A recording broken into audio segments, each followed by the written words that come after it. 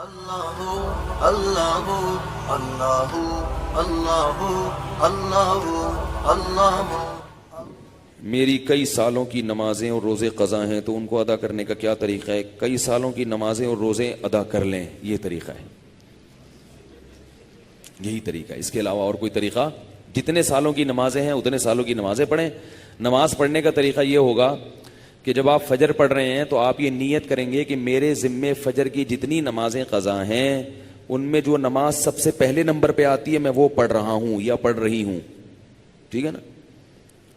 تو وہ آپ یہ نیت کریں۔ ظہر جب پڑھیں تو آپ کہیں میرے ذمے ظہر کی جتنی نمازیں قضا ہیں ان میں جو سب سے پہلی نماز ہے میں وہ پڑھ رہا ہوں۔ جب بھی نیت ہوگی تو یہی ہوگی۔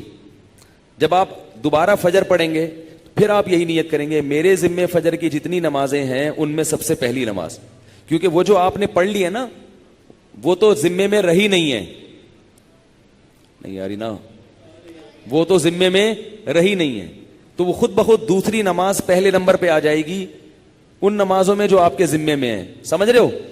اسی طرح آپ ایک ڈائری میں نوٹ کر لیں کہ کتنے سال کی نمازیں، اندازہ ہی ہوگا، یقین تو نہیں ہو سکتا، کتنی سال کی فجر ہے۔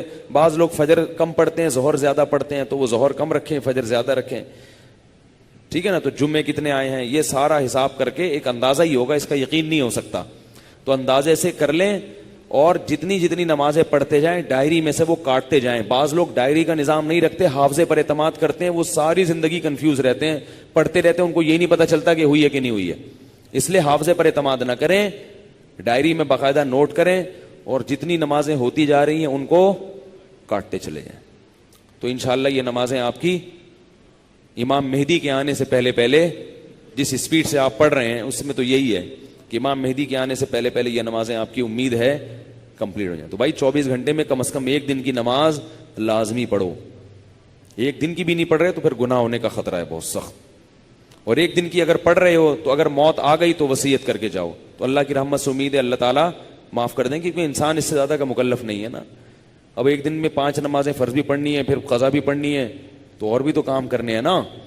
بعض لوگ تو ایسے ہوتے ہیں اولو العزم ہوتے ہیں کہ وہ ایک دن میں 5 دن کی نمازیں قضا پڑھ لیتے ہیں۔ ہمارے حضرت کے ایک مرید تھے، وہ تقریباً 50 سال کی عمر میں دین پر آئے، گورنمنٹ میں کسی ادارے میں آفیسر تھے۔ 50 سال کی عمر میں جب آئے ہیں تو ایسا انقلاب آیا ان میں کہ انہوں نے 50 سال کی عمر میں عالم بھی بنے، وہ حافظ بھی بنے، اور میرا خیال ہے کتنے 40-50 سال کی قضائے عمری انہوں نے ایک سال میں نمٹا لی۔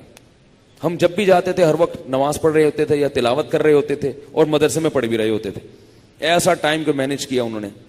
تو ایسے لوگ بھی ہیں لیکن بہرحال شارٹ ہیں ایسے لوگ، تو آپ ایسے نہ بنیں، اتنا ہی کر لیں کہ 24 گھنٹے میں کم از کم ایک دن کی۔ پھر قضاء عمری پڑھنے کا کوئی ٹائم متعین نہیں ہے، فجر کے وقت میں ظہر کی پڑھ سکتے ہو، ظہر کے وقت میں فجر کی پڑھ سکتے ہو، مکروہ وقت نہ ہو۔